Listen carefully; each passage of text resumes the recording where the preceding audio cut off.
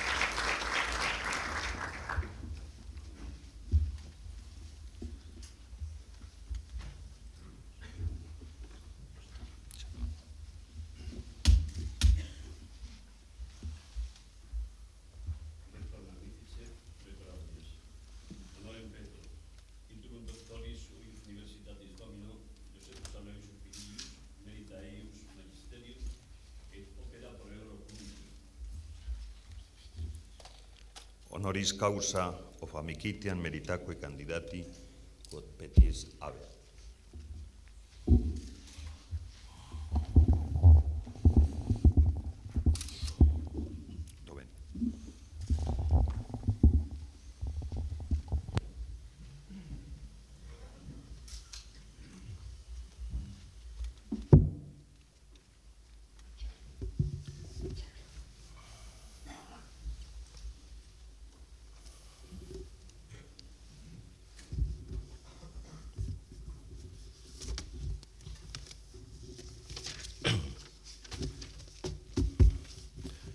Excelentísimo y magnífico señor rector, excelentísimas autoridades, queridos compañeros y amigos.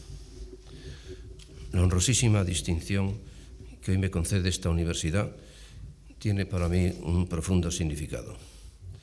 Me llega en un momento nada fácil de mi vida personal y me llega también de la mano de una universidad que a su prestigio secular, une la condición de representar una tierra a la que estoy ligado íntimamente por los vínculos no solo de viejas amistades, pero también de una madre maravillosa, que era de Ferrol, de la que de niño escuché consejas, leyendas y canciones en vuestra lengua. Gracias a todos desde el fondo del alma, y ahora permitidme que cumpla con el grato deber, porque los honores también llevan sus trámites, de haceros un discurso que justifique el apoyo de mis amigos, del profesor Gonzalo Serrano, y la benevolencia del claustro y de su rector, de cuya voluntad de ayuda a la psicología, esta distinción, estoy seguro que hoy que se me otorga, es una prueba más. Muchas gracias. El problema de que voy a hablar es el de la ciencia, las relaciones entre la ciencia de la conducta y la filosofía de la vida. Y como subtítulo tiene este discurso el siguiente: hacia una psicología de la complejidad. Hablaré en primer lugar del problema del cientismo y de las limitaciones que el cientismo impuso a la psicología como ciencia natural. Desde que comencé a interesarme por la psicología, y de esto hace ya algún tiempo, tuve siempre la impresión de que había una serie de aspectos importantes, capitales de la mente humana, la conciencia, los sentimientos, la experiencia de la libertad, que o bien quedaban marginados de la disciplina en su nueva versión científica, o al menos no recibían en ella un tratamiento adecuado. De hecho, una de mis primeras salidas a la vida intelectual, allá por los años 50, fueron unos apuntes en torno a las humanidades y las ciencias, donde ya me cuestionaba las posibilidades del método científico de entonces para abordar propiamente, sin amputaciones ni reduccionismos, los sutiles problemas psicológicos de la mente humana. No sabía yo entonces que la cuestión se había debatido ya muy a fondo en una célebre polémica de fin de siglo, la Methodenstreit, en la que se enfrentaron, entre otras importantes figuras de la época, Wilhelm Dilthey y Hermann Ebbinghaus. Para Dilthey, historiador y filósofo, además de psicólogo, la circular condición del objeto de la psicología requería un método, asimismo, sui generis, un método especial, un método distinto del utilizado por las ciencias de la naturaleza. Ebbinghaus, en cambio, psicólogo experimental a radice a ultranza, estaba convencido de que a última hora el método de la ciencia es siempre el mismo. Es decir, no depende de las parcelas de la realidad a la que se aplique, y no tenía por qué tampoco hacer excepción alguna con la psicología. Por supuesto, la tesis de Ebbinghaus no era nueva. A comienzos del siglo XVII, concretamente en 1620, la había formulado ya Francisco Bacon, en unas contundentes y reveladoras páginas que son todo un manifiesto. De ellas reproducimos un pasaje que puede ahorrarnos los comentarios. Es el aforismo 127 del Novum Organum, donde el famoso canciller inglés no tiene empacho alguno en declarar que con su nuevo método inductivo va a ser posible perfeccionar no solo la filosofía natural, o sea, la nueva ciencia de la naturaleza, entonces filosofía significaba ciencia, sino asimismo todos los demás saberes, entre ellos la moral y la política, además de la lógica y de lo que hoy podríamos llamar psicología. No había todavía psicología. Antes alguien pudiera preguntarse, precisaba Bacon, sobre si deseo perfeccionar solamente la filosofía natural por mi método o si deseo aplicarlo también a las demás ciencias, a ciencias como la lógica, la moral y la política. Lo dicho hasta aquí por mí debe entenderse, insistía Bacon, como que mi método se aplica a todas ellas, porque mi plan es componer una historia y unas tablas de invención sobre la ira, el temor, la afrenta y las demás pasiones de esta naturaleza, ya sea a la vista de hechos y ejemplos sacados de la política, ya sea sobre las operaciones del espíritu, la memoria, las facultades de composición, división, los juicios y otras semejantes. El pasaje, como ven ustedes, constituye casi una declaración de guerra de las ciencias contra las humanidades. En cualquier caso, es una inequívoca declaración de cientismo, o sea, de fe en la ciencia como panacea universal del conocimiento. La verdad es que desde entonces tal fe no ha hecho sino crecer día tras día. En este combate epistemológico, la ciencia ha ido arrinconando poco a poco a los demás saberes, poniéndolos contra las cuerdas y alzándose con el santo y la limosna. No tanto quizá por la voluntad expresa de los científicos mismos, como en parte por el mito social que se ha creado en su torno y no sin razones. La importancia del nuevo mito es difícil de exagerar. En este sentido me viene ahora a la memoria una conversación que tuve no hace mucho con Richard Rorty, el pragmatista americano, quien se lamentaba de que hoy en día al hombre de ciencia se le atribuye no solo el supremo estatus cognitivo sobre la Tierra, sino prácticamente el único estatus cognitivo del que se puede uno fiar. Es decir, se considera al científico como la única persona capaz de mantener al hombre y a la humanidad en contacto con la realidad objetiva.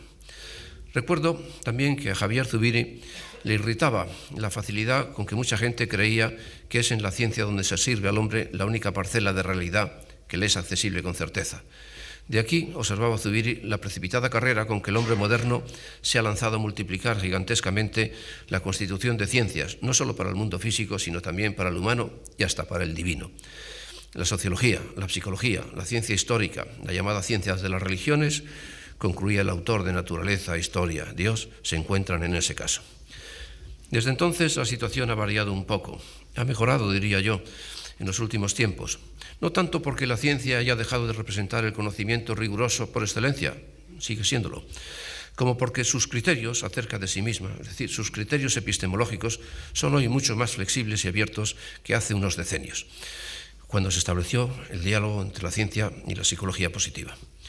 Desde la debacle del positivismo, allá por los años 50, y en especial a partir, yo diría que muy en especial, a partir de los aires metafísicos que corren por la actual física de la complejidad, piense uno en Schrödinger, Capra, Prigogine, David Hume, Hunt, tantas otras figuras. Desde entonces, el cientismo clásico ya comienza a ser un recuerdo casi anacrónico, a pesar de lo cual la cuestión nuestra, la de los psicólogos, sigue siendo todavía un problema, sigue estando en pie. La verdad sea dicha es que los psicólogos aún no nos hemos puesto de acuerdo respecto de si para constituirnos en un saber respetable, en una ciencia como todas las demás, la psicología tendrá que seguir comportándose como una ciencia natural, solo que hay como una ciencia natural clásica, como una ciencia natural en parte del siglo XIX. Esto es, dejando fuera de foco los problemas que no encajan en el paradigma científico convencional. Si eso tiene que ser así, o por el contrario, que sería mi tesis, lo que hay que hacer es acomodarse a las características propias del sujeto, para lo cual no solo el diálogo con las viejas filosofías de la vida sería necesario, sino también y muy especialmente hacer ese diálogo a la luz del nuevo paradigma de la ciencia. Sin esa luz, que es otra forma no de cientismo reducido, pero sí de predominio de la ciencia, creo que este diálogo sería hoy imposible. La ciencia nueva, con sus referencias a la totalidad, con sus apuntes o barruntos de indeterminismo, con su teoría de la reversibilidad del tiempo, de la irreversibilidad del tiempo, con sus conceptos de finalidad, de totalización, de su apertura a lo suprasensible, creo yo que da no solo un margen de confianza más que sobrado para reemprender ese frustrado diálogo que tuvo o que dejó de tener la psicología como ciencia natural con la filosofía de la vida, para ponerlo a la altura de los tiempos, es decir, para ir más allá también de un mero diálogo con una filosofía de la vida que ya son también en parte historia. Esta es la cuestión que continúa abierta y para resolver la cual, como insisto, el diálogo con la filosofía de la vida hecho a la luz del nuevo paradigma de la ciencia puede ser una condición muy importante para llegar a una psicología que esté a la altura de los tiempos, para una psicología de la complejidad. A mi parecer, si la psicología continuase dejándose ir, como se ha dejado durante algún tiempo, por la pendiente del cientismo, positivismo, del mecanicismo, que no es la mecánica de hoy, correría el grave riesgo de convertirse en una especie de saber in vitro, esto es, de una ciencia que depositase sus problemas en la matriz disciplinar de otras ciencias, donde luego se nutriría, sí, a sus expensas, pero creciendo también, ese es el problema, al estilo de la matriz que las alimenta. Esto es, creciendo al modo de una matriz disciplinar que en definitiva no sería la suya. El procedimiento este, el del nido del cuco, es muy cómodo en principio, pero tiene también sus peros. Pues a la larga, si el hombre es algo más que pura naturaleza, si el hombre es un ser de cultura, las ventajas que un día pudo ofrecer la ciencia natural se convertirían muy pronto en graves defectos. Las cañas no tardarían en transformarse en lanzas. La situación, vuelvo a insistir en ello, ha variado mucho respecto de lo que era y hoy es muy compatible con los propósitos que quedaron frustrados en decenios pasados. Pero, en definitiva, para resumir lo dicho, el a priori epistemológico de la psicología como ciencia natural, su concepto de método, fue el que de alguna manera la separó de la psicología aquellos aspectos de la vida humana que son consustanciales a ellas y la separó también, interrumpió un posible diálogo con las filosofías de la vida de entonces. De hecho, el excesivo énfasis que puso la psicología científica, por excelencia, entre comillas, en el justificacionismo positivista, el conductismo, fue en detrimento de su vertebración teórica, como muy bien apuntó Mackenzie en su excelente libro Behaviorism and the Limits of Scientific Method. No deja de ser revelador a estos efectos lo que todavía ocurre con la presentación estándar que hacen de su disciplina algunos manuales de psicología, que parecen vivir en otra galaxia. Para introducir al lector en la disciplina, echan manos de una retórica inicial, todas las ciencias la tienen, incluso las matemáticas, de una retórica inicial que consiste principalmente en glosar la definición estándar de la psicología como ciencia de la conducta. Al problema de la ciencia le dedican por lo general bastante atención. Esto es, cargan la mano en los argumentos encaminados a demostrar que la psicología es también una ciencia rigurosa, tan rigurosa como cualquier otra, con un modelo de ciencia, eso sí, que no es el que practican las ciencias duras de hoy. La pobre conducta, en cambio, no suele ir tan bien servida. A veces se encuentra uno con que todo lo que se dice de ella, toda la exégesis, consiste en declarar que la conducta es una actividad humana, como nadar, hacer el amor, desayunar o andar en bicicleta, el ejemplo es real. Lo cual, por supuesto, aparte de ser cierto y hasta interesante, no hace mucho al caso. En otras palabras, es obvio que la elaboración metateórica del concepto de conducta brilla generalmente por su ausencia o, en todo caso, es muy inferior a la que se hace del método. Esta es al menos mi visión del asunto. Entre las excepciones que conozco a esta regla se encuentra, sin embargo, un psicólogo muy eminente, Skinner, el cual, a pesar de su proclamado ateoreticismo, se declara ateorético, se dio cuenta, creo yo, como nadie, de lo que está ocurriendo. Por un lado, Skinner reparó muy pronto en que en el conductismo de su época había una indigestión conceptual de tipo metodológico. Recuerden todas las variables intermedias, las definiciones operativas de variables intermedias, etc. Y en eso fue antiteórico. En consecuencia, cortó por lo sano, cortó el rudo gordiano y prescindió del complicado sistema de Hall con su parafernalia de variables intermedias para concentrarse en el análisis y manejo de las condiciones experimentales del hecho de conducta, entendiendo que una conducta quedaba explicada en la medida en que podían definirse y controlarse experimentalmente sus condiciones, sus causas específicas. Por ejemplo, los estímulos discriminativos y contingencias de recuerdo, que son las que producen, modifican o extinguen la conducta social, las neurosis o cualquier otro tipo de comportamiento. Pero Skinner reparó además en dos cosas que son de verdad importantes para el desarrollo de la teoría psicológica. Si no es el único que lo hizo, sí lo hizo quizá como nadie. Ante todo, se dio perfectamente cuenta de las analogías profundas que hay entre el concepto de conducta y la idea de vida, la idea de la vida. Y a la vez advirtió que en el fondo el conductismo era una filosofía, lo cual significa que si la vida y la conducta tienen tan profundas afinidades, y las tienen, la filosofía de la vida no puede ser ni debe ser del todo ajena a la ciencia de la conducta.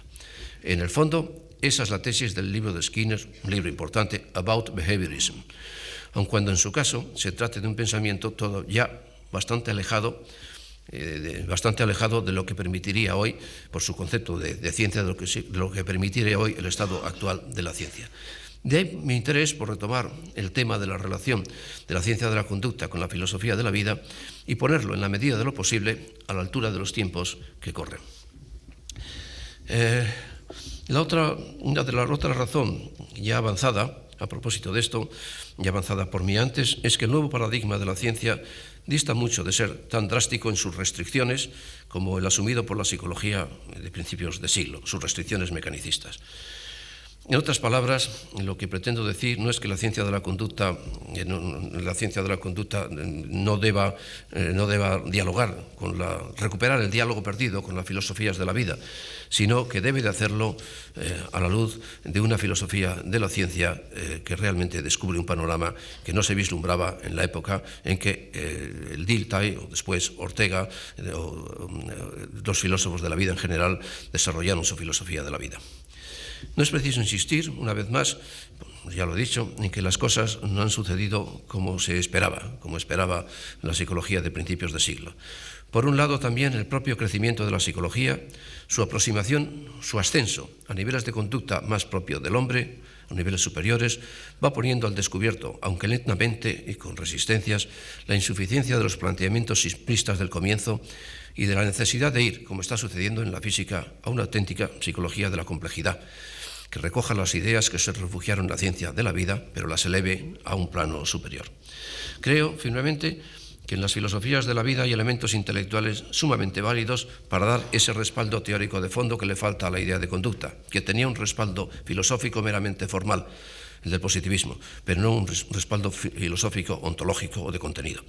Pero creo también que ese respaldo debe de intentarse desde un horizonte científico que desborda con mucho los planteamientos epistemológicos vigentes en la época, y todavía en la psicología de hoy, en la práctica de la psicología de hoy, creo que sigue siendo así, en la época en que unas estructuras disipativas que anuncian el indeterminismo, en que la teoría del caos, las ideas de totalidad, de instante, fuera del tiempo sucesional, de tiempo irreversible, de finalidad, de experiencia de lo suprasensible, incluso no habían alterado todavía las ideas clásicas acerca del mundo y de la vida, ni aconsejaban de construir, no destruir, la versión clásica del sujeto humano, que es la que tenían las filosofías de la vida, para abrirlo, reconfigurarlo, redefinirlo en otras relaciones de mayor complejidad y mayor libertad.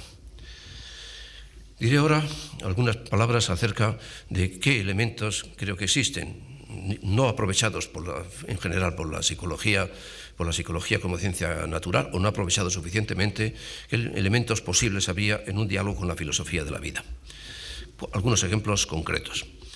En líneas generales, la filosofía de la vida, como saben ustedes, florecen en la segunda mitad del siglo XIX, en principios del XX, y representan una protesta, por lo general y racionalista, pero también fundada contra el intento de reducir la vida a un conjunto de procesos mecánicos, aun cuando de una mecánica que no es evidentemente la mecánica cuántica en la de hoy, aun cuando por modo de consolación se concediera que esos procesos mecánicos iban acompañados de otros fenómenos espirituales paralelos pero epifenoménicos, es decir, que acompañaban a la conducta pero sin entrar en el curso de las causas y sin jugar ningún papel efectivo o causal en ellas.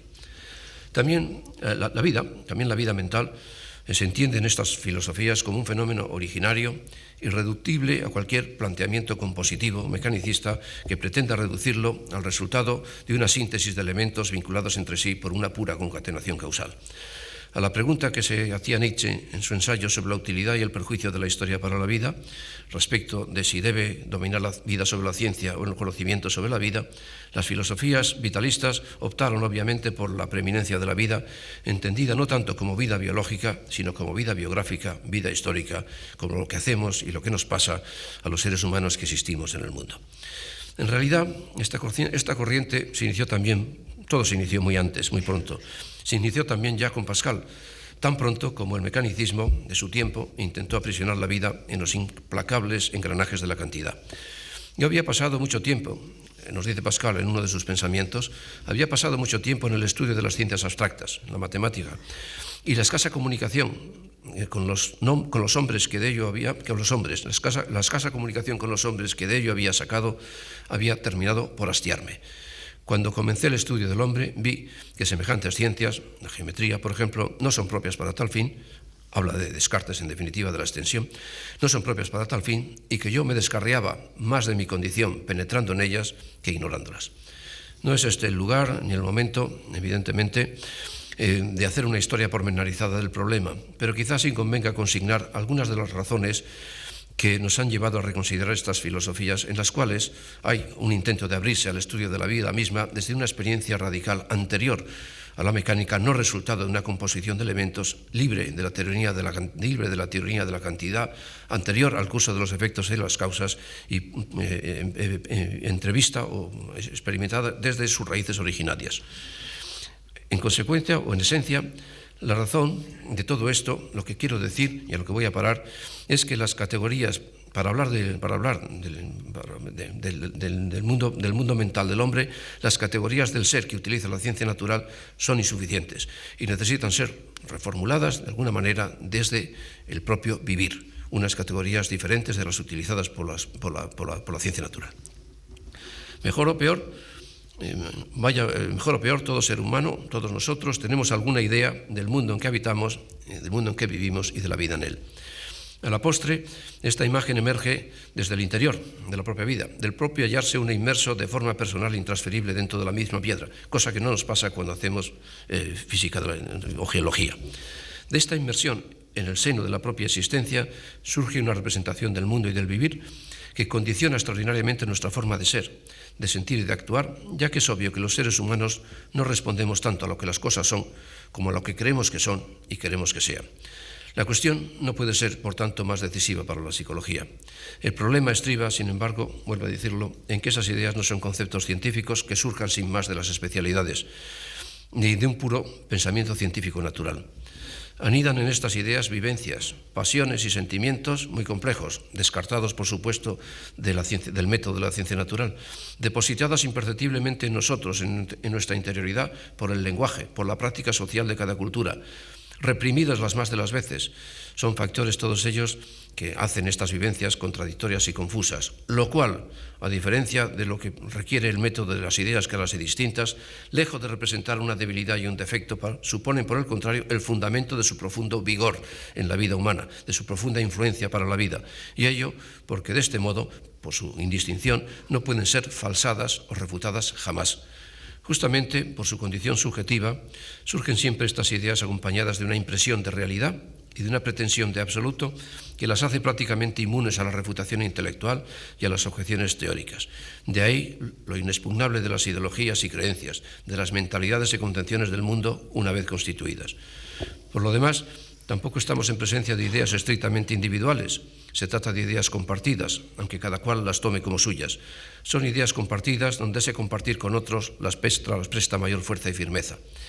Inevitablemente, El curso de la vida deposita en las gentes que viven juntas un sedimento de recuerdos y experiencias comunes, de proyectos y juicios de valor compartidos, de reglas de conducta, de aspiraciones y temores, de triunfos y fracasos colectivos que en su conjunto acaban componiendo una imagen o idea de la vida que, como decimos, no es solo intelectual ni individual, sino que marca las maneras de ver y de sentir, define las pautas y metas de actuación conjunta y compone lo que se llama estilo de vida de un pueblo o de una sociedad determinada, su concepción del mundo y de la vida en él.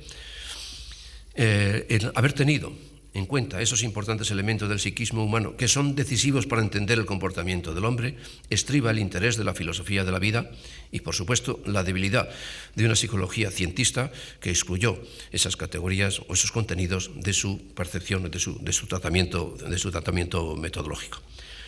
Por otra parte, es claro que estas ideas tienen un origen en gran medida histórico. Esto es, son interpretaciones del mundo y de la vida que no han caído del cielo, que están muy vinculadas al medio geográfico, a los recursos materiales y a las relaciones políticas con otros pueblos, al idioma, la religión, a la cultura, y que varían notablemente de país a país según las épocas o las situaciones, aunque una vez constituidas sean sumamente poderosas. Su poder de persuasión es inmenso, pero pasa generalmente desapercibido hasta que se oponen o luchan entre sí. Lo cual, por otra parte, ocurre con frecuencia, porque esas ideas surgen con pretensión de evidencia, con vocación de absoluto, y por eso es que las personas que tienen diferentes ideas de la vida viven, de hecho, en mundos hasta cierto punto inconmensurables. Por extraño que parezca, a pesar de su eficacia técnica y de la racionalidad de su ciencia, nuestro mundo sigue plagado de estas ideas. La ciencia no ha desterrado el mito en la conciencia, en la representación colectiva. La experiencia cotidiana sigue tocada de animismo, de antropomorfismo, de metáforas como en los viejos tiempos. La religión, el mito, la poesía, la metafísica intentan hacer comprensibles, o al menos vislumbраbles, los enigmas de la vida de este modo. El mundo está lleno de relaciones religiosas con lo invisible, con lo oculto, que antes se hallaban en conflicto con la ciencia, pero que ahora dejan su vestigio en la ciencia misma. Pese al rechazo de los grandes relatos que proclama la posmodernidad, lo cierto es que la sociedad contemporánea alberga un sinfín de ideas de este tipo, que a diferencia de antes ya no encuentran el veto de una ciencia de una ciencia que vislumbra o que apunta al indeterminismo y en la cual lo suprasensible está dejando su huella, su vestigio. Lo que ocurre es que en esto, como en tantas cosas, la sociedad, la representación social de la ciencia y la representación social de la ciencia que tienen o que tenemos también los psicólogos, sufre un cultural lack, un desfase cultural, de forma que nuestra imagen de las cosas está en un lugar donde las cosas ya no están. Es decir, seguimos todavía en buena medida haciendo una psicología inscrita en unas coordenadas paleomecanicistas de un mecanicismo que ya no es de este momento, donde la velocidad, la masa, la cantidad y el causalismo definen el mundo en que vivimos. Ahora bien, esto contiene o comporta el riesgo de dejarnos inspirar o de imitar por una ciencia que ya no existe, o por lo menos no es una ciencia que va a la frontera del conocimiento. Tengo para mí, no obstante, que la comprensión del mundo y de la vida en él exige la posesión de unas categorías de ordenación de la realidad, como pasa en la naturaleza, de unos géneros supremos de las cosas, pero no de las cosas en este caso, sino del existir humano, que no son unas categorías que no son las clásicas del ser y del pensar que manejaba la ciencia natural del siglo XIX o de la primera mitad de este, hasta los años 20 y tantos o 30, sino unas categorías diferentes, propias del propio vivir, por decirlo así, como las categorías de presencia, las categorías de finalidad, las categorías de totalidad, para las categorías de instante y de momento, las categorías de un tiempo irreversible, para las cuales la filosofía de la vida, a la luz de la nueva ciencia, de la nueva filosofía de la ciencia, insisto, ofrecen un apoyo teórico importante. Y en última instancia, un apoyo que yo diría que encuentra su radicación y su soporte último en la filosofía de Kant. Es algo que la psicología no debe olvidar, no puede olvidar ni debe descuidar. A fin de cuentas, ¿cuáles son esas categorías? Es lo que a su manera, repito, han intentado averiguar, no siempre con éxito, ciertamente, las filosofías de la vida. Pero yo tengo que decir que en estos momentos, por ejemplo, en Frankfurt, Habermas lo que está haciendo es justamente intentar una justificación, una fundamentación de las ciencias humanas desde, justamente, como decía ustedes, desde la filosofía de Kant. Todo esto frente al veto de un cientismo que hoy ya es historia, creo que es lo que representa el problema del que se estoy hablando. Por ello tiene interés para el psicólogo la recuperación crítica, insisto mucho en la adjetivación, en la palabra crítica, la recuperación crítica de esas filosofías, no para quedarnos en ellas, sino para recuperar unos elementos perdidos, una laguna que hay y continuar desde ella para ponerla a la altura de los tiempos. A título de ejemplo de las cosas que podríamos recuperar o recordar, quisiera mencionar que la distinción entre medio y mundo, indispensable para demarcar el ámbito de la psicología humana frente a la psicología animal, para demarcar la respuesta animal de la respuesta responsable que es típica del hombre, se ha hecho esta distinción desde una filosofía y desde un pensamiento vitalista ajenos al mecanicismo. En España, concretamente, fueron Ortega y Zubiri, dos filósofos, quienes introdujeron la distinción entre medio y mundo y explicaron con rigor el alcance que tiene y que no se contemplaba de manera alguna en la noción positivista del milieu, del medio sin más, que es lo que pasó en general en la psicología. Algo muy parecido deberíamos decir a propósito de lo inconsciente, de la gran sospecha que desde Schopenhauer y Nietzsche se cierne sobre la idea ilustrada del conocimiento racional, de la representación racional del mundo, tan fuerte asumida sin crítica por la psicología académica. La obra de Freud, que se hizo fuera de la academia, sería inconcebible sin las teorías de Schopenhauer, un filósofo sobre la voluntad, o sin que Nietzsche hubiera caído en la cuenta, valga la cita, de que el hombre está muy bien defendido contra sí mismo, contra todo asedio y todo espionaje de sí mismo, ya que de ordinario no tiene acceso más que a sus obras exteriores, no a su intimidad. Habría que considerar también el importante tema de la historicidad de la conciencia y del tiempo humano. Nuestra conciencia no es intemporal, alberga siempre un sistema de representaciones y expectativas recibidas del pasado, depositadas en ella por el lenguaje, que filtran, colorean, enriquecen y deforman las impresiones sensoriales que llegan al sujeto. Los seres humanos percibimos el mundo a través de unos esquemas que son, de alguna manera, procedentes de lo que llamaríamos humanidades, de la historia, de la literatura, de la poesía, de la religión, de la teología, que nos sirven para anticipar los acontecimientos y prever las consecuencias de nuestros actos. El hombre es un ser de realidades, sí, pero también de realidades fácticas, pero también de posibilidades y perspectivas, ya que la realidad humana incluye siempre lo posible, y la incluye desde el punto de vista y de la posición histórica en que se está. Todo grupo social precisa de algunas ideas previas, de algún a priori histórico que le ayude a interpretar la realidad que se ve, o sea, que le permite dar sentido a lo que le entra por los sentidos. Solo que, como hemos dicho, esta óptica, estas categorías que permiten ordenar todo ese mundo, que condicionan la instalación del hombre en su realidad, son unas categorías de fondo histórico que se heredan del pasado y se resisten a ser reducidas a categorías puramente naturales. No proceden de la ciencia de la naturaleza.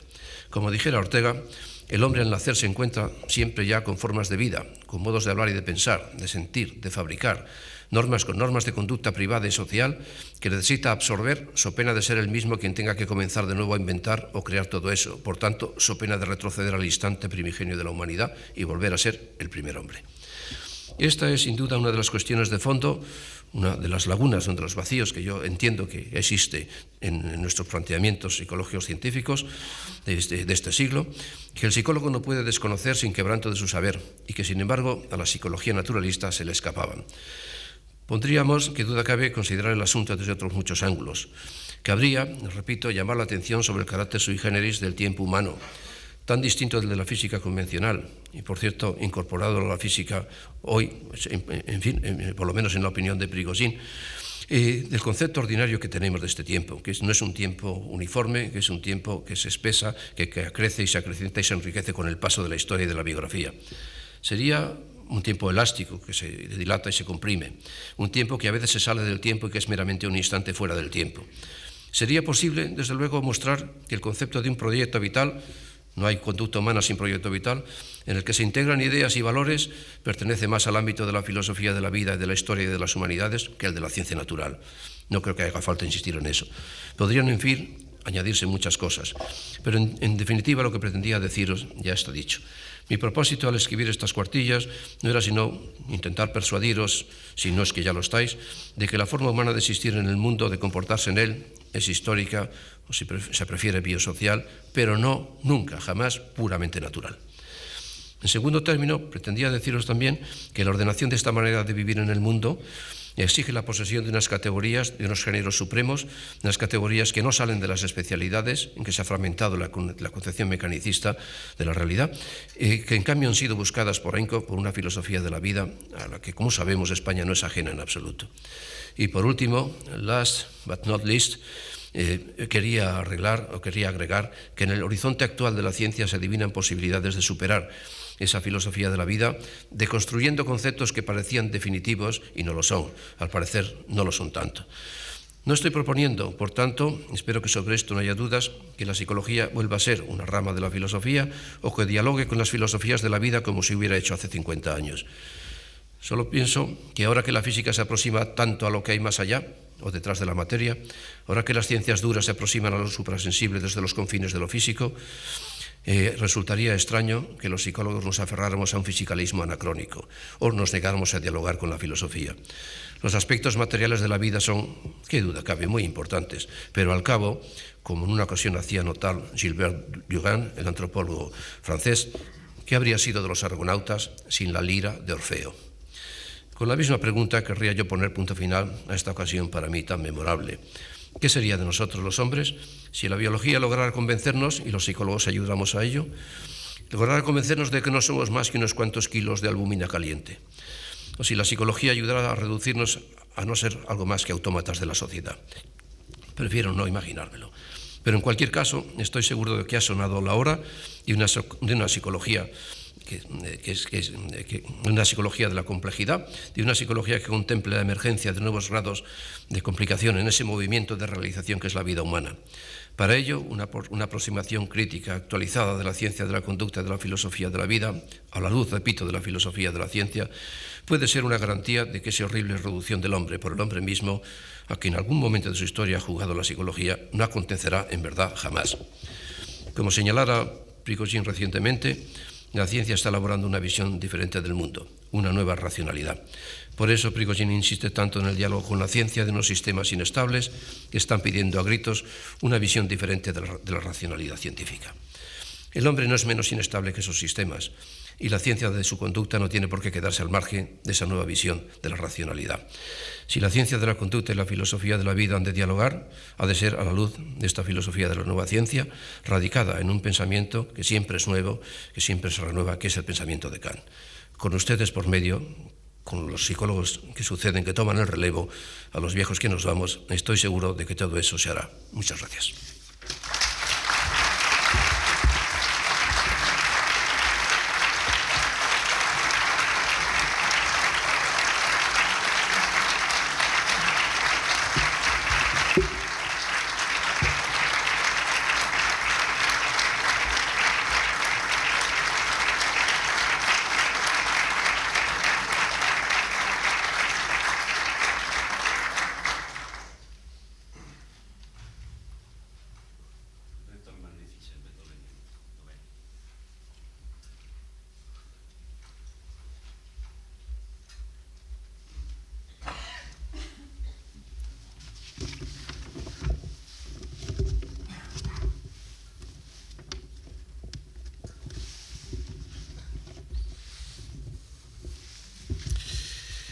Excelentísimo y magnífico señor, ilustres autoridades, señores doctores, profesores y miembros de la universidad, señoras y señores. El honor de presentar ante ustedes una obra tan importante y decisiva para la psicología española como es la de José Luis Pinillos no resulta sin duda menor que la responsabilidad que con toda conciencia asumo hoy aquí. Y digo honor porque no se puede denominar de otro modo ser quien, en un acto como el que nos reúne, proclame lo que es pertinente, socialmente obvio y moralmente justo. Pero digo responsabilidad porque no me gustaría hacer un mero relato de los muchos méritos del profesor Pinillos, sino transmitirles cómo su figura ha quedado instalada en el centro de la historia de la psicología de nuestro país, cómo sin su obra amplia, unitaria y responsable, al decir de Yela, es difícil explicar lo que somos y posiblemente si hubiéramos sido. Con mucha frecuencia pienso que la dedicación a la psicología e incluso la afición por ella nace de un profundo acto de seducción. La seducción que supone acercarse a lo más íntimo, a lo más fundamentante, a lo que puede posibilitar un conocimiento sobre lo que más nos importa, sobre nosotros mismos, nuestras capacidades y nuestras carencias, nuestras emociones y nuestros deseos, los otros con que convivimos y las situaciones sociales en que nos vemos inmersos. Pero la psicología, como el ser, se dice y se ha dicho a lo largo de la historia de muchos modos. Hace falta descubrirla, desbrozar el con frecuencia árido camino que lleva a ella, vislumbrando que la fantasía del conocimiento del sujeto humano es posible, que en último término uno puede dejarse seducir con la certeza de que no se trata de un loco afán imposible ni de un romántico sueño de adolescencia. Muchos, tal vez casi todos, debemos a Pinillos esta socrática tarea de establecer un puente entre nuestro deseo y la realidad de un conocimiento difícil y problemático, pero posible y luminoso. El protagonismo de Pinillos en la psicología española comienza con el renacer de esta tras la Guerra Civil. Y su rayo renace porque ya a principios de siglo figuras eminentes como Simarro o Mira introdujeron en España conocimientos, métodos y técnicas que en otros países habían hecho de la psicología un saber científico. La guerra, como en tantos otros casos, dio al traste con aquellos comienzos prometedores. Pues bien, bajo la dirección de Germain y la compañía de personas tan sobresalientes como Yela, Siguán o Secadas, Pinillos asume la tarea de recuperar el pasado y fundar la moderna psicología española. El Departamento de Psicología Experimental del Consejo Superior de Investigaciones Científicas significó el primer paso institucional de una larga marcha que ya sería irreversible. La situación para estos pioneros no podía presentarse peor. El aislamiento científico y cultural de un país destrozado no era el mejor caldo de cultivo para un reto como el que tenían por delante.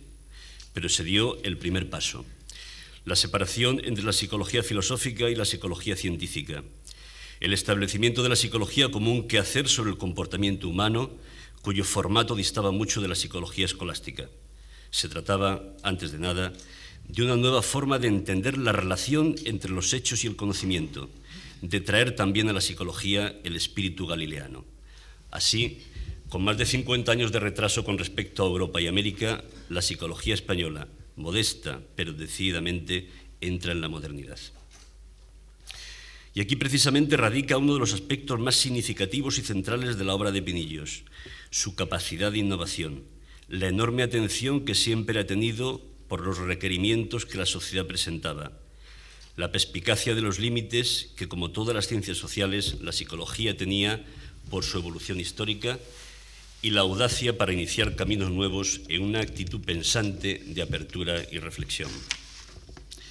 A todo ello contribuyeron en buena medida sus estudios en Alemania e Inglaterra, el conocimiento de figuras tan señeras como Behn, Rothacker, Eysen o Brengelmann y la atención con que ha seguido el decurso de la psicología europea y americana.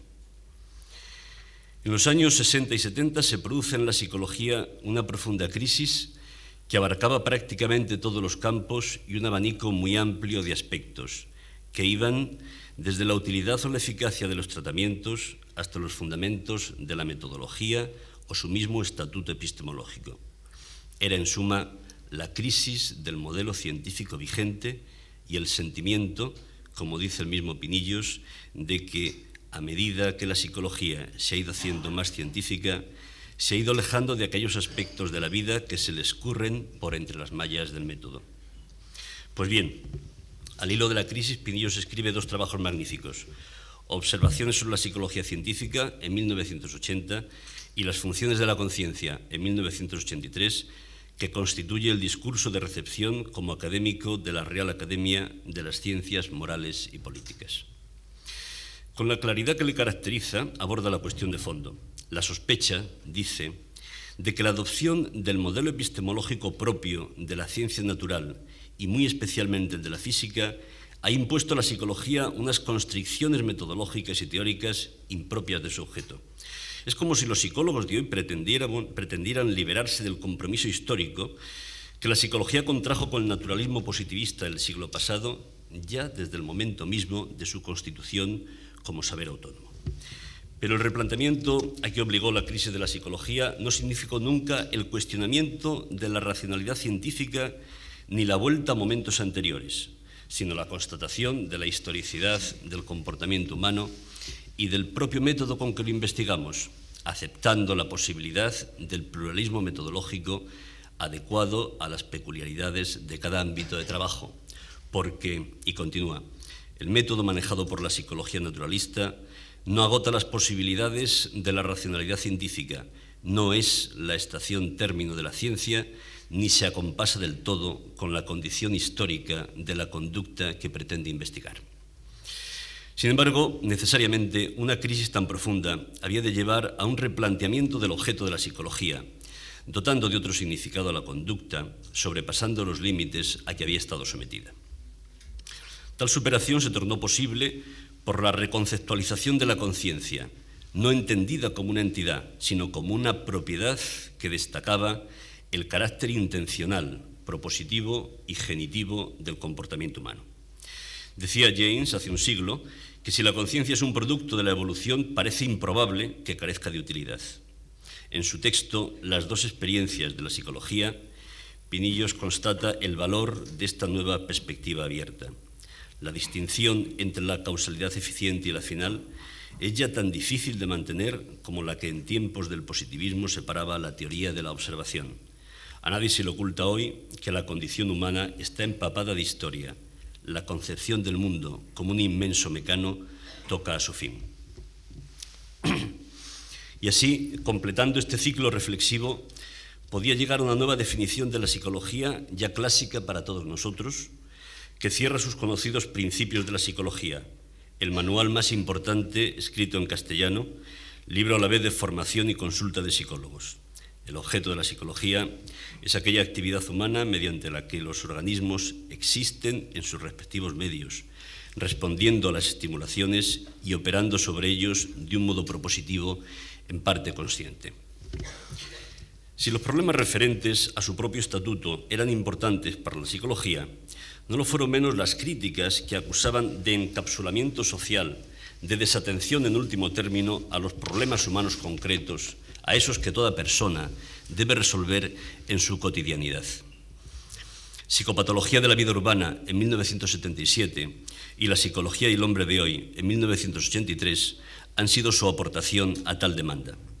En la primera, Pinillos analiza los efectos psicológicos de la ciudad, el olvido de lo humano, la terrible paradoja tan frecuente en las sociedades industrializadas de los efectos destructivos de la obra creada primigeniamente para el bienestar social. Pero quizás sea la psicología y el hombre de hoy la expresión de esa actitud atenta a su propia época, explicando, criticando, proponiendo verdadera radiografía, en fin, de su vida intelectual. No me gustaría transmitirles la impresión de que estamos ante una obra especulativa, nada más incierto. Hay reflexión, claro está, porque sin ella la explicación científica no existe, pero reflexión fuertemente anclada en los hechos y en la experiencia. Una palpable prueba de ello fue la adaptación de la escala F de Adorno. Como ustedes saben, la Segunda Gran Guerra tuvo un gran impacto en todas las ciencias sociales y humanas. Producto suyo fueron investigaciones sobre actitudes, dinámica de grupos, selección de personal, comunicación y a lo que vamos, la preocupación por la personalidad autoritaria y el conjunto de características que conlleva, convencionalismo, destructividad, sumisión, etc. El intento tenía como fin comprender la dimensión psicológica que junto a otras sociales y políticas había posibilitado el surgimiento de la barbarie fascista. Pinillos realizó un espléndido estudio empírico que abrió las puertas a toda una línea de investigación fecunda y rigurosa sobre las actitudes sociales y políticas. El diagnóstico o la evaluación del comportamiento es una tarea de importancia central en el quehacer psicológico, momento necesario y previo a la intervención y al cambio, tanto de conductas individuales como de procesos sociales. El diagnóstico necesita instrumentos y técnicas que permitan la operacionalización de los conceptos y la clarificación del cambio requerido. También en este ámbito, la aportación de Pinillos ha sido sobresaliente. Creó un cuestionario, el CEP, ampliamente utilizado por los profesionales de la psicología, para estudiar factores de la personalidad tan relevantes como el control, la extroversión y el paranoidismo. Asimismo, sus pruebas sobre selección de personal, aportación inestimable a la psicotecnia en nuestro país. El análisis del test de Ken y Rosanoff, o sus trabajos sobre el diferencial semántico de Osgood, útil para representar el espacio semántico de la connotación dimensionado a través de los factores de evaluación, potencia y actividad. Quizá donde mejor se articule el nivel teórico del conocimiento, su necesario aval empírico y la demanda social del momento sea en su labor por introducir y fomentar la modificación de conducta en España. Las anomalías comportamentales y, en último término, la clínica, habían discurrido al margen de la psicología académica durante la primera mitad de siglo. Y a no dudar, la psicología contaba ya con un corpus teórico perfectamente aplicable al remedio de problemas psicológicos y psicopatológicos. Con la modificación de conducta se produce el encuentro entre la clínica psicológica y la teoría psicológica. Su introducción significaba, pues, la posibilidad para la psicología de ir más allá del diagnóstico, de adentrarse en la práctica terapéutica. No quiero, finalmente, dejar de mencionar dos obras que por distintas razones generaron un interesante impacto. En la Introducción a la Psicología Contemporánea de 1962 presenta el momento en el que vivía la psicología, trabajo arqueológico que devino insight fundamentante para un saber en busca de su propia identidad. La mente humana, en 1969, quizás sea uno de los libros de psicología más conocidos en España, con más de 1 millón de ejemplares editados. La evolución biológica, la hominización, la complejificación neurológica o la inteligencia están presentados con rigor y sencillez, evidenciando, como han hecho muchos grandes maestros, que la tarea de difundir el conocimiento no tiene por qué implicar concesiones a la trivialización, sino esfuerzo y lucidez para hacer compatibles los hallazgos científicos. La amplitud de la obra de Pinillos, señoras y señores, es inmensa. Ha tocado muchos temas y los ha tocado bien. Su curiosidad intelectual y las demandas del momento fundacional de la psicología le obligaron a ir de la percepción al aprendizaje, de la psicología social a la metodología, de la epistemología a la psicología de la personalidad. Todo ello en 2 docenas de libros y en cientos de artículos llenos de conocimiento, sensibilidad y gracia literaria. Frente al científico frío, Pinillos es un científico cálido. Frente al psicólogo aislado en un despacho o laboratorio, Pinillos está donde se produce el problema humano. Frente a la asepsia tecnicista, Pinillos nos ofrece el compromiso científico. A veces se ha quejado de su cizagueo y dispersión. Yo no creo que se trate de tal cosa. Su vocación generalista fue un tributo al tiempo que le tocó vivir y que aceptó con responsabilidad. El magisterio ejercido no ha sido menos importante que la obra escrita. En 1961 gana la cátedra de Psicología de la Universidad de Valencia y en 1966 la de Madrid, pero ha ido y venido por todas las universidades de España. Ha dirigido más de 100 tesis doctorales y todos los profesores de psicología hemos sido directa o indirectamente alumnos suyos y hemos aprendido de sus actitudes y de sus obras lo más de lo bueno, mucho o poco, que tengamos cada uno de nosotros. La Academia, consciente de su quehacer docente, le ha concedido el doctorado honoris causa en 3 universidades, Salamanca, País Vasco y Valencia, además de nombrarle catedrático emérito en su propia universidad, la Complutense. Sus éxitos los hemos hecho nuestros. Pocas veces he visto tanta satisfacción compartida como cuando le concedieron el premio Príncipe de Asturias en Ciencias Sociales en 1986 o cuando recientemente fue elegido miembro de la Real Academia Española. Sus relaciones con Galicia fueron constantes, conferencias, cursos, dirección de tesis. Su ayuda y consejo en cualquier circunstancia nunca nos ha faltado. Pero sobre todo nos ha enseñado que más allá de particularismos de escuelas o de saberes, se halla la vocación por el conocimiento, que es plural y universal, conocimiento que une y no separa, que posibilita y no impide, conocimiento que a la postre suponga el acceso a una existencia más digna. Maestro Pinillos, esta Universidad de Santiago de Compostela quiere rendirte hoy su máximo homenaje de reconocimiento y gratitud, y no en un momento cualquiera, antes bien especialmente señalado. Desde hace varios años, la sección de Psicología ha pugnado por convertirse en facultad independiente, deseo que será realidad en próximas fechas. El camino no fue fácil, nos ha costado esfuerzo hacernos entender y mostrar que no eran afanes corporativos lo que nos movían, sino dar el paso hacia la madurez y ponernos en mejor situación de atender los requerimientos de la sociedad a que nos debemos. Tu presencia en este nuestro pequeño momento fundacional resulta todo un símbolo de pertinencia y continuidad, espaldarazo al anhelo de muchos que trabajaron y trabajamos por hacer realidad aquel viejo empeño que tú y otros como tú nos habéis transmitido lúcida e incansablemente, la construcción de un saber que posibilite remontar el suicida desconocimiento del ser humano y, como la vieja tortuga amiga de Momo, nos ayude a sortear los hombres grises de la opresión, la enajenación y la infelicidad. Nada más, muchas gracias.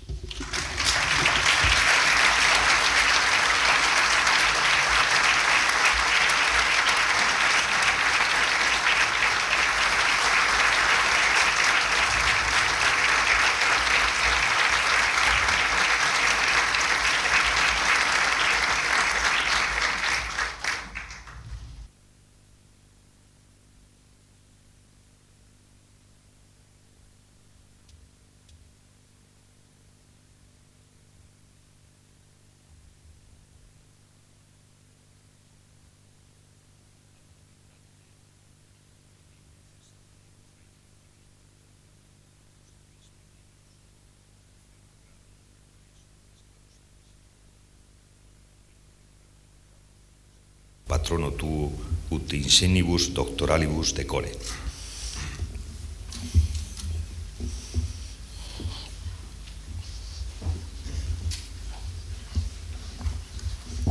Por favor, pueden sentarse.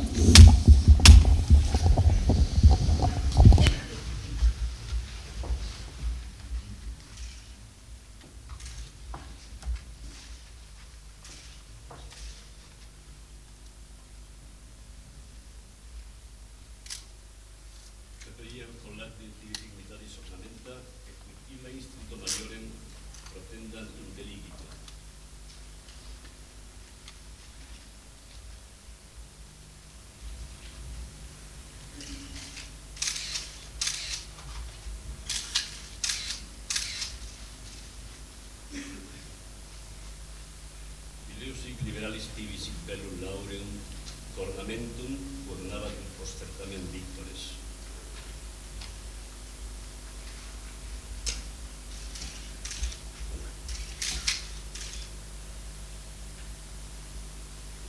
Illus animo tecum reputa, nihil esse literis et doctrina presentius, nihil sapientia nobilius, ius rei causa aureum annullum con olim primores in res publica insignebantur ibi referendum concedimus.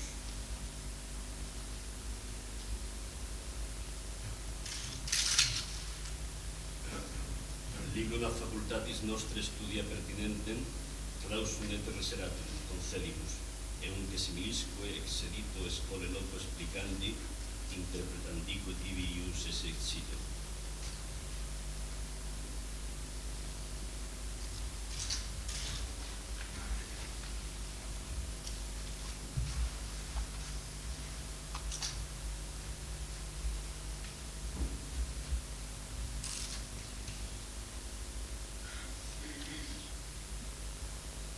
Sedeas in sapientia cathedra et inde in academia et in regno doces, judices, opituleris.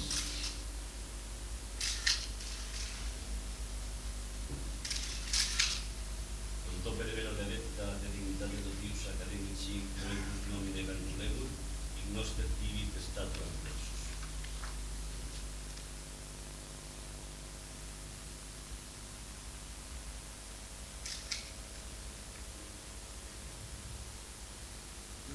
Ad impere prosecutum. Semper cultus reis jura intendet honore unius universitates, iusque doctoribus relare, favorem et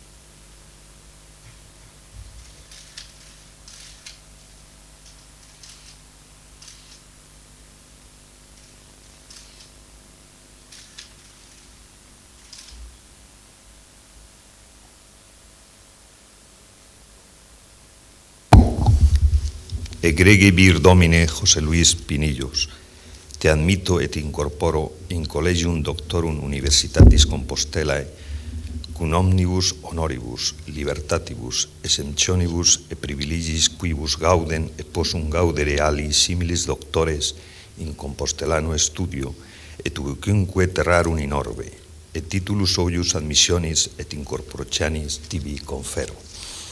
Et ego tibi omnibusque doctoribus gratias quam plurimas diventissime amo.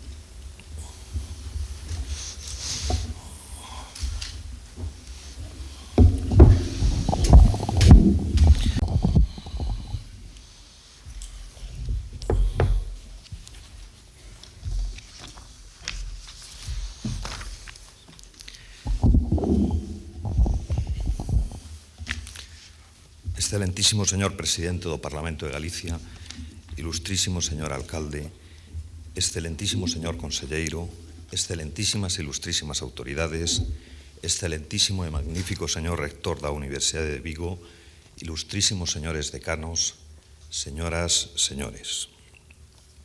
A nosa universidade síntese gozosa por acoller no seu claustro como doctor honoris causa o profesor José Luis Pinillos. Moitas son as razóns para este nomeamento, entre as que están os méritos que se dan na súa persoa, como acertadamente acaba de resaltar o profesor Gonzalo Serrano. Hai uns minutos escoitábamos as profundas palabras do profesor Pinillos, onde a psicoloxía da complexidade, cas súas facetas e componentes de ciencia humana, ciencia social e ciencia experimental, resalta máis nos tempos actuais, onde comenzase a albiscar que estructuras económicas, sociais, biolóxicas, físicas e de linguaxe poden ter similitudes, incluso oríxenes e cousas comuns, aínda que aparentemente obedecen a dinámicas diferentes. A rica personalidade universitaria do profesor Pinillos sempre estivo perto da implantación, crecemento e fortalecemento científico dos estudios de psicoloxía na nosa universidade. A colaboración e interacción cos seus profesores foi sempre moi grande, establecéndose uns lazos de amistade e agarimo entre el e a ata agora sección de psicoloxía. Hoxe, lémbrome do gozo e ledicia que hubo hai uns anos na nosa universidade cando lle foi concedido ao profesor Pinillos o Premio Príncipe de Asturias. E recordo a xentileza que tivo que a sección de psicoloxía o vir a compartir con ela e cos seus profesores a súa satisfacción. Hoxe, profesor Pinillos, esta universidade, cos seus case 500 anos de historia, quere solemne e sinceramente darlle as gracias. Por iso, ten a honra de inscribirlle no seu cadro de doctores honoris causa. Moitas gracias.